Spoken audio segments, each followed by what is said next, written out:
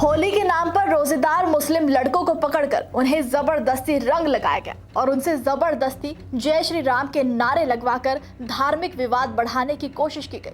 और ये सब हरकत की गई खुद को गौरक्षक बताने वाले भोला चौधरी नाम के इस शख्स द्वारा, जिसने मुस्लिम लड़कों के साथ इस तरह की जबरदस्ती की।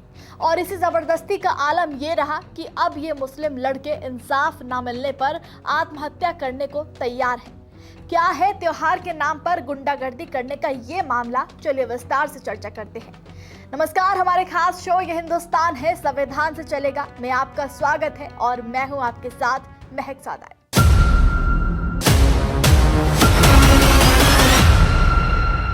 धर्म के नाम पर गुंडागर्दी का ये मामला उत्तर प्रदेश में हाथरस के सादाबाद कस्बे से सामने आया है, जहां पर सादाबाद कोतवाली क्षेत्र आगरा अलीगढ़ रोड पर होली के दिन दो मुस्लिम युवक नमाज पढ़कर वापस घर लौट रहे थे। इस दौरान खुद को गौरक्षक बताने वाले भोला चौधरी ने दोनों मुस्लिम युवकों को टेम्पो से उतारा और युवकों पर जबरदस्ती रंग डालकर जय श्री राम के नारे लगाने को कहा। जब दोनों लड़कों ने ऐसा करने से मना कर दिया तो धमकी दी गई कि शराफत से रंग लगवा लो वरना तुम्हें खूब मारेंगे।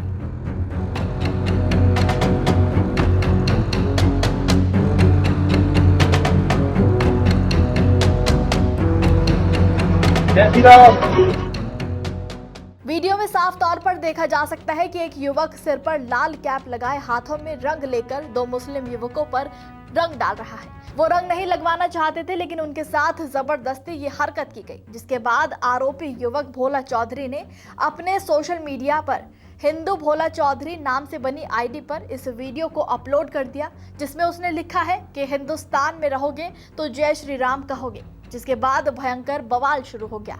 वीडियो सामने आने के बाद मुस्लिम समुदाय के लोगों में गुस्सा फूट पड़ा। समुदाय के कुछ सदस्यों ने इस तरह की हरकतों को आपसी भाईचारे और सौहार्द के लिए हानिकारक बताया है। उन्होंने प्रशासन से इस मामले की गहन जांच कर उचित कार्रवाई करने की मांग की। अपनी गिरफ्तारी की मांग बढ़ते देख भोला चौधरी ने एक और वीडियो बनाकर जारी किया और साफ तौर पर कहा कि उसने कुछ गलत काम नहीं किया है।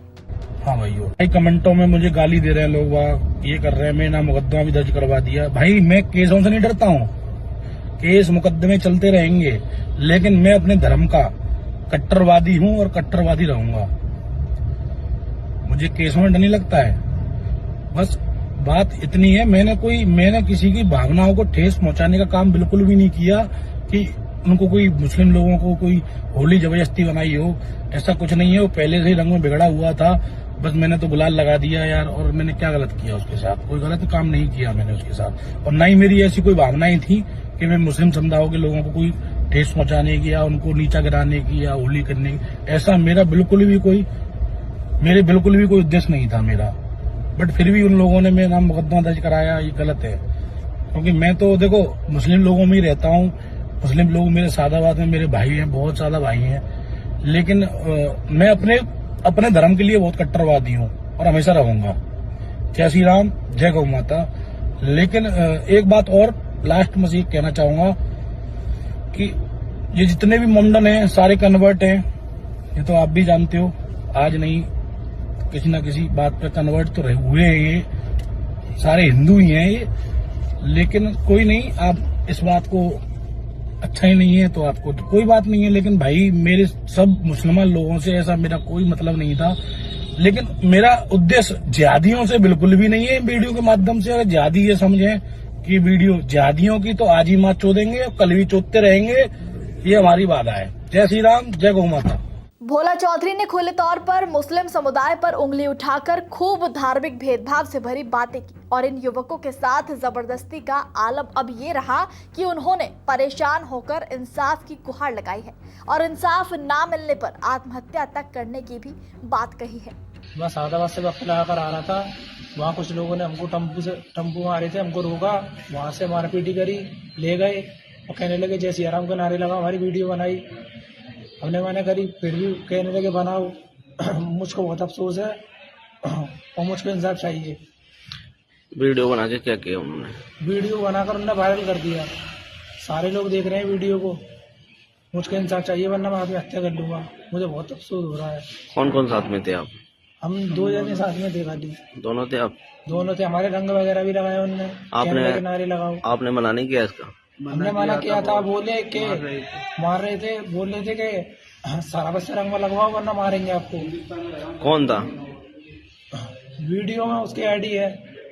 किस नाम से आईडी उसकी? बोला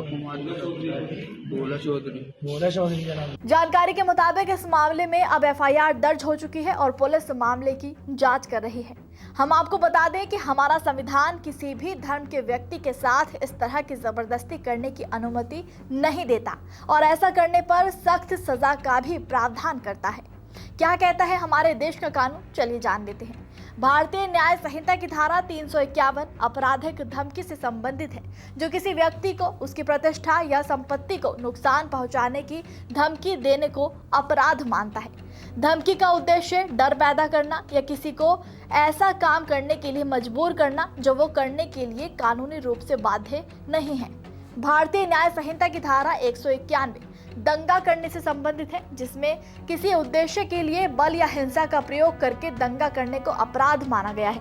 भारतीय न्याय संहिता की धारा 191 मुख्य रूप से दंगे के अपराध के लिए दंड का प्रावधान करती है, जिसके अनुसार यदि कोई व्यक्ति दंगे का दोषी पाया जाता है तो उसे 2 साल तक की कैद, जुर्माना या दोनों से दंडित किया जा सकता है। भारतीय न्याय संहिता की धारा 152 भारत की संप्रभुता, एकता और अखंडता को खतरे में डालने वाले कामों को दंडित करती है, जिसमें जानबूझकर अलगाव, सशस्त्र विद्रोह या विध्वंसक गतिविधियों को उकसाना या ऐसी भावनाओं को बढ़ावा देना शामिल है। इसके लिए आजीवन कारावास या 7 साल तक की कैद और जुर्माने का प्रावधान है।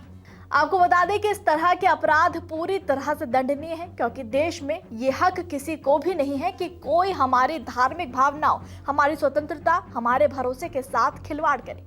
लेकिन हैरानी है भोला चौधरी की बातों पर और उसके जैसे तमाम हिंदू संगठन के लोगों पर, जो धर्म के नाम पर इस तरह से भेदभाव बढ़ाने को अपराध समझते ही नहीं है। आखिर क्यों कुछ लोग अपने धर्म को सर्वोच्च और दूसरे के धर्म को पैरों तले रौंदने पर तुले हुए हैं, ये जानते हुए भी कि किसी के साथ इस तरह की जबरदस्ती करना बहुत बड़ा अपराध है। भारत में सभी धर्मों को एक दूसरे के त्योहार मनाने की पूरी आजादी है, लेकिन तब जब खुद उनकी इच्छा हो, ना कि उनके साथ जबरदस्ती करके गुंडागर्दी की आड़ में ये सब करवाया जाए। ये साफ तौर पर हमारे देश के संविधान का ही अपमान है। आप इस पूरे मामले पर क्या कहेंगे, हमें कमेंट में जरूर बताइएगा।